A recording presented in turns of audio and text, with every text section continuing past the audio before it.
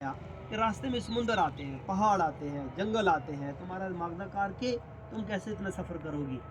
لیکن اس کی نیت تھی. اللہ تعالیٰ نے ایک کبوتر بھیجا، حرم کا کبوتر، اس کے پاؤں کے ساتھ چمٹی، وہ چلتے چلتے چلتے بیت اللہ کی چھت پہ جا کے اتر گیا. اس کی نیت کے اوپر فیصلہ تھا نا. تو ہم نے جب مسجد عثمانیہ شروع کی تھی، ہم کہتے ہیں بڑا ادارہ ہونا چاہیے.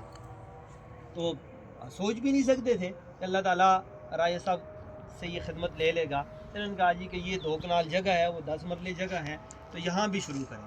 تو الحمدللہ اللہ تعالیٰ کے فضل و کرم سے 2 سال کا عرصہ ہو گیا. ہم بھی بڑے فکر مند تھے. آج باضابطہ باقاعدہ پوری مسجد کا الحمدللہ افتتاح ہو رہا ہے رائے صاحب کی سرپرستی میں. ہمارا یہ طلبہ انشاءاللہ مدرسے کی بھی طرز اب ادھر ہی ہوگی، یہ ادھر ہی ہوں گے. اس وقت ہمارے والد صاحب فرمایا کرتے تھے جن مسجد کی بنیادوں میں رونا دھونا نہیں ہوتا اور اعمال نہیں ہوتے، اللہ تعالیٰ اور مسجد سے کام نہیں لیتا. مسجد بلڈنگ کا نام نہیں ہوتا، مسجد اعمال کا نام ہوتا ہے. اگر یہاں ہم نماز 5 وقت کی شروع کریں گے، اللہ سے مانگیں گے، روئے دھوئیں گے، تلاوت ہوگی، نوافل ہوں گے، تو اللہ کی ذات کو ترس آئے گا، اللہ تعالیٰ اسباب پیدا فرما دے گا، ہمیں پتہ ہی نہیں چلے گا. اگلے سال انشاءاللہ بلڈنگ مسجد بھی کھڑی ہو جائے گی. اور جو احساسات اور جو خواہشات حضرت ابراہیم علیہ السلام کے تھے، حضرت اسماعیل علیہ السلام کے تھے مسجد بناتے وقت، آج میں یہ سمجھتا ہوں ہم میں سے ہر ایک کے وہی احساس ہیں.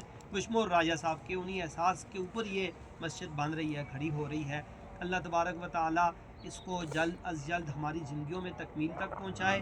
جیسے ہم نے مسجد موسیٰ کی بہاریں ابھی اپنی آنکھوں سے دیکھی ہیں، اسی طرح ہم اس کی بہاریں بھی اپنی آنکھوں سے دیکھیں. نام انشاءاللہ مستقل آ جائے گا. ابھی ہم نے عربی نام دیا، اس کے بینر بن چکے تھے. رائے صاحب نے ایک بڑی پیاری بات کی کہ مدرسے کا نام ہم نے رکھا ہے درب بیت الرحمن. تو مسجد کا نام مولانا عبدالبہی صاحب رائے صاحب فرما رہے تھے کہ آپ رحمت کائنات ہوتے ہیں، مسجد رحمت کائنات. اللہ کی طرف بھی رحمت کی نسبت آ گئی اور رسول اللہ صلی اللہ علیہ وسلم دونوں کی رحمت کی نسبتیں آ جائیں گی.